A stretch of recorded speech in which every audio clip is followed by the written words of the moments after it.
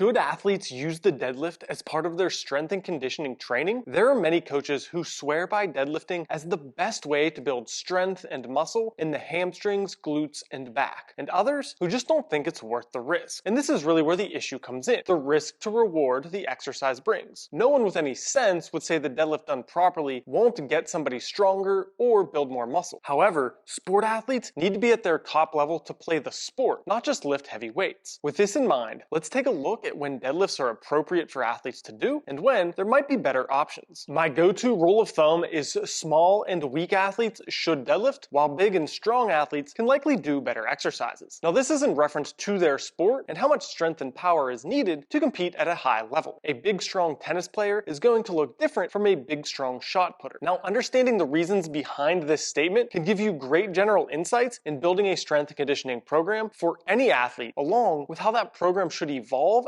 as the athlete develops. The primary reason an athlete would deadlift is to develop strength in the hamstrings and glutes, although you also get a strong isometric contraction through the entire back and abdominals. It is sometimes called the king of lifts because of how much muscle the movement works at one time and how efficiently you can build overall strength and size. Any athlete who has to sprint and jump needs to be stronger in these muscle groups, making the deadlift a top contender for exercises used in the gym. You might be thinking, okay, but do these benefits disappear as the athlete gets stronger? Why would this all of a sudden be something bigger and stronger athletes should be cautious about? This comes down to how injury risk, recovery, and sport transfer change over time based on the athlete's physical qualities. Let's imagine a 9th grade running back in American football who just finished a challenging workout in the deadlift with 5 sets of 3 reps at 185 pounds. This athlete simply isn't strong enough to compete at a high level in his chosen sport. Also, it is likely that he is under-muscled to only lift that amount of weight. One of the primary physical qualities that would make this athlete a better football player is simply to get stronger. Exercises and modalities that are best at increasing strength and subsequently muscle mass are going to need to be the focus. If not, he is simply going to get crushed. Ooh, he should have been deadlifting more. Although a benefit of still not being as strong is better recovery. The body responds to absolutes far more than to relative weight. Even though this is a challenging workout for him, it isn't that taxing on the body. There simply isn't a lot of muscle mass being worked, meaning the body doesn't have to repair much damage and the nervous system fatigue is minimal. Basically, he will still likely be fine the next day to do what he needs to in practice or his strength training. As athletes get stronger, say as a senior he can now deadlift 5 sets of 3 with 500 pounds, the body recovers far slower. This workout will not only impact the rest of that training session, but also likely at least the next few days' ability to train. Strength and conditioning is all about trade-offs. If you do one thing, you use the energy and time that could be dedicated to doing another thing. So you have to ask the question, not will this help, but will this help the most? Combined with recovery being generally slower, heavier weights come with inherently higher risks of injury, even with good technique. Not many people snap their back deadlifting 185 pounds, but if something goes wrong pulling 500 plus, injury could ensue. Now, this isn't a huge issue in my book because with good technique and programming, the chance for injury is still fairly low. However, with a large, compound, spine-loaded movement, there is still a chance for catastrophic injury. Even if there are no other issues, most sports don't involve deadlifting heavy weight in competition. All exercises are tools to help increase sport performance. When a tool isn't useful anymore, despite it being crucial before, we have to change our tools. For example, strength is a key component in sprinting, but not the only one. If someone is very weak, increasing their strength will likely increase their speed. But once a reasonable level of strength is achieved, something like maybe a 1.75 to 2 times body weight deadlift, absolute strength is not likely to be the limiting factor. If all it took was strength to be fast and explosive, the best powerlifters or Olympic weightlifters would be running the 100 meters at the Olympics. The deadlift is a very slow movement, and once those baseline strength numbers are achieved, more time dedicated to things like sprints, jumps, and throws, or more explosive lifts like cleans or swings, will likely transfer better to athletic performance. So what should an athlete do that isn't deadlifting? Because maybe it just takes too much recovery time and the absolute strength qualities have become less important? Well, we want to think of this as time dedicated to certain qualities and movement patterns. The athlete should still do hinges and work to get stronger. My typical go-to is athletes performing RDLs for their strength training as they work the glutes, hamstrings, and back just as well, but take much less time to warm up for and are much less taxing on the nervous system. This frees up capacity to do some extra sprinting, jumping, cleans, swings, etc. What exactly the athlete will be doing depends on where they are in training and what they can handle, but typically more time overall would be spent moving faster and being reactive rather than just lifting a heavy weight in a very slow manner. It isn't a matter of the deadlift not being a good exercise, but that there comes a point when pushing for those big strength numbers, especially in a very taxing lift like the deadlift, becomes more about ego than improving performance. I will be doing more comprehensive videos on building a training plan and making adjustments for individuals at different development stages. But hopefully this video at least gets you thinking about how some things change over time. Please subscribe to the Immortal Power channel and share this video to any athletes or coaches who would find it helpful.